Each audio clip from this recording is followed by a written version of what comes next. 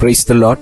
கர்த்தருடைய பரிசுத்த நாமத்துக்கு மகிமையுண்டாதாக. கர்த்தர் நல்லவர். இந்நாள் வரையிலே நம்மளை கண்மணி போல பாதுகாத்த, தாங்கி தேற்றி அற்புதமா அதிசயமா வழி நடத்தி வந்தார். கர்த்தருடைய நாமம் மகிமைப்படட்டும். இந்த வேளையில பிரதர்ஸ் அண்ட் சிஸ்டர்ஸ் நல்லா கவனிங்க. என்கிட்ட ஒன்றுமே இல்லை, வெறுமை மாத்திரம்தான் இருக்குது. இந்த உலகத்துல நான் எப்படி வாழ போறேன்,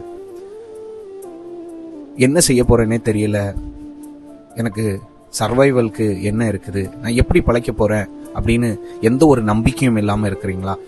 ஏதோ ஒரு கொஞ்சம் தான் ஏதோ இருக்கு, இல்ல அது கூட இல்லை என்கிட்ட அப்படின்னு நீங்க சொல்லி கொண்டிருக்கீங்களா? பிரதர்ஸ் அண்ட் சிஸ்டர்ஸ் நல்லா கவனிங்க.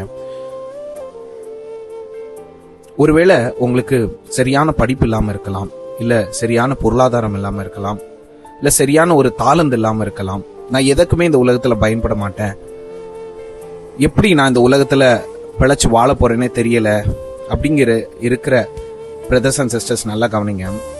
உங்ககிட்ட இருக்கிறத கொடுத்து பழகணும். இங்க ஒரு சின்ன பையன், இந்த சம்பவத்தை உங்க முன்னாடி கொண்டு வர, யோவான் 6ஆம் அதிகாரம் 5வது வசனத்துல இருந்து 15வது வசனம். இதுல குறிப்பா நீங்க அந்த 8, 9, 10 வாசித்து பாத்தீங்கன்னா தெளிவா இருக்கும். ஒரு சின்ன பையன் கிட்ட 5 அப்பமும் 2 மீனும் தான் இருக்குது.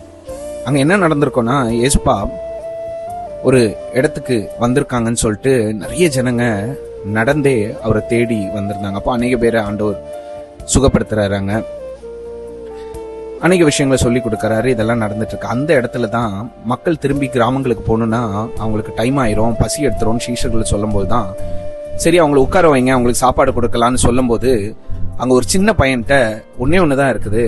என்னன்னா, ஒரு சின்ன அளவு சாப்பாடு தான் இருக்கு. அது என்னன்னா 5 அப்பமும் 2 மீனும் தான். ஆனா அதை அவன் கொடுக்கறான். அந்த சின்ன ஒரு ஆகாரம், அந்த சின்ன அவன்கிட்ட இருக்கிறத கொடுத்தாங்க. ஆனா ஏசப்பா அதை ஜெபிச்சு எப்படி மாத்தினார் தெரியுமா? 5000 பேர் அதுல போஷிக்கப்பட்டாங்க. அது மாத்திரம் இல்ல, 12 கூடை நிரம்பத்தக்கதாக மீதம் எடுத்தாங்க.